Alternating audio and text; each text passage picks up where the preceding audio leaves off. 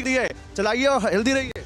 बिल्कुल सही बात है जी। कोविड के बाद हम सबने देखा है कि जो लोग हेल्दी थे, जो लोग फिट थे, उनके अंदर कॉम्प्लिकेशन और डेथ रेट बहुत कम था। तो कहीं ना कहीं प्रिवेंशन पे फोकस करना चाहिए बजट पे, और प्रिवेंशन के जो अच्छा, टैक्स तो आप भी देते होंगे, वो उस पर बोलिए ना। हाँ, टैक्स की छूट मिली है, डेफिनेटली मिली है भाई। 5 से 7 लाख हो गया तो हमें लगता है सबको फायदा हो रहा है। जितना भी सैलरी क्लास है, हमारे यहाँ डॉक्टर्स हैं, सीनियर स्टाफ्स हैं, सबके लिए फायदा हुआ है। तो कहीं ना कहीं मुझे लगता है, और महिलाओं के लिए भी, सबके लिए बहुत बड़ा फायदा हुआ है। तो बजट ओवरऑल कैसा?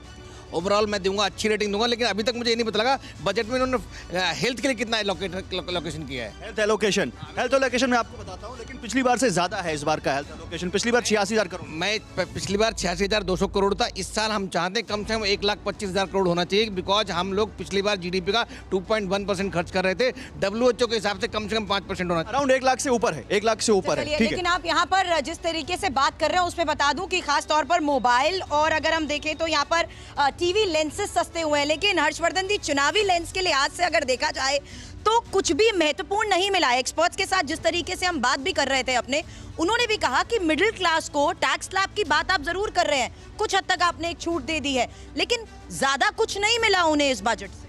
नहीं सुरभि, इस पे थोड़ा सा मेरा आपसे मतभेद है। जो इनकम टैक्स की बात करेंगे तो बिल्कुल सरकार जो चाहती है कि न्यू टैक्स रिजीम में जाइए, लेकिन शायद सरकार अब नहीं चाहती है, और ये रियल इस्टेट पर इसका असर पड़ने वाला है। मैं नहीं जानता हूँ आज स्टॉक प्राइसेस क्या होंगी। रियल इस्टेट के शेयर निश्चित तौर पर आज गिरेंगे, क्योंकि नए घर खरीदने के लिए इंसेंटिवाइज नहीं कर रही। लेकिन जब हम कहते हैं कि रोजगार के लिए सरकार की जो प्रधानमंत्री कौशल विकास स्कीम है, जिसको 4.0 कह रहे हैं, जिस तरह से आर्टिफिशियल इंटेलिजेंस के लिए, जिस तरह से स्किल इंडिया के लिए, जिस तरह से 47 लाख युवाओं को स्टाइपेंड देने के लिए, जिस तरह से जिसको हम कहते हैं ना कि मैन्युफैक्चरिंग के साथ जो MSME जुड़ा हुआ है,